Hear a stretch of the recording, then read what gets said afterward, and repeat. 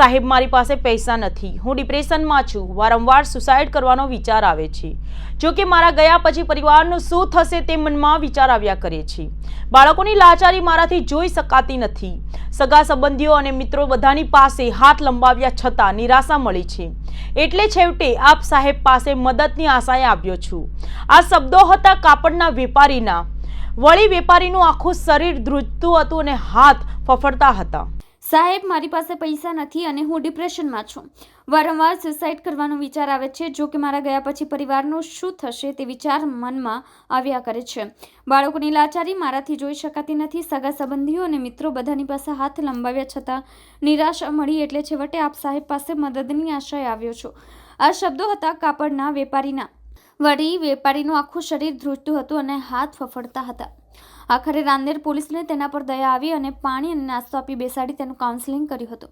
પછી પોલીસે એક NGOની મદદથી નવી રિક્ષા લોન પર અપાવી હતી. વેપારી પાસે રિક્ષાનું લાયસન્સ હતું અને તેની ઈચ્છા રિક્ષા ચલાવવાની હતી.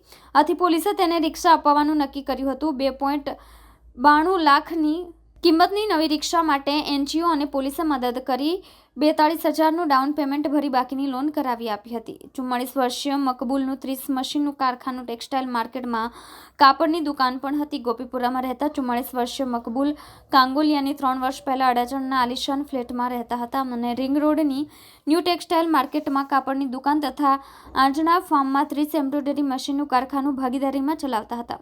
બન્યું એવું કે વેપારીને તેના જ 2 ભાગીદારોએ ધંધામાં દગો કર્યો હતો, જેના કારણે તેમને ધંધામાં એવી ખોટ આવી કે જેના કારણે કાપડનો ધંધો બંધ કરવાની તો નોબત આવી. સાથે કારખાના ઉપરાંત ફ્લેટ પણ વેચવો પડ્યો હતો. ભાગીદારોના વિશ્વાસઘાતના કારણે વેપારી રોડ પર આવી ગયો હતો અને વેપારી એક બેડરૂમ, હોલ, કિચનના નાના ફ્લેટમાં 4 બાળકો અને પત્ની સહિત 6 જણા સાથે રહેવું પડ્યું હતું. દીકરીના લગ્ન માટે પરિવારે જે કંઈ બચત કરેલી હતી અને દાગીના ઘરમાં હતા એ વેચીને દીકરીના લગ્ન કરાવ્યા હતા. હાલમાં વેપારીની હાલત એટલી કફોડી છે કે મકાનનું 6 ભાડું આપવા અને ખાવાના ફાફા પડી રહ્યા છે. આવા સમયે તેમની મદદ માટે રાંદેર પોલીસ આગળ આવી છે. ઉલ્લેખનીય છે કે સુરત પોલીસ અગાઉ વ્યાજખોરોના ચક્કરમાં ફસાયેલા સેંકડો લોકોને મુક્ત કરાવી બેંકથી લોન અપાવી હતી.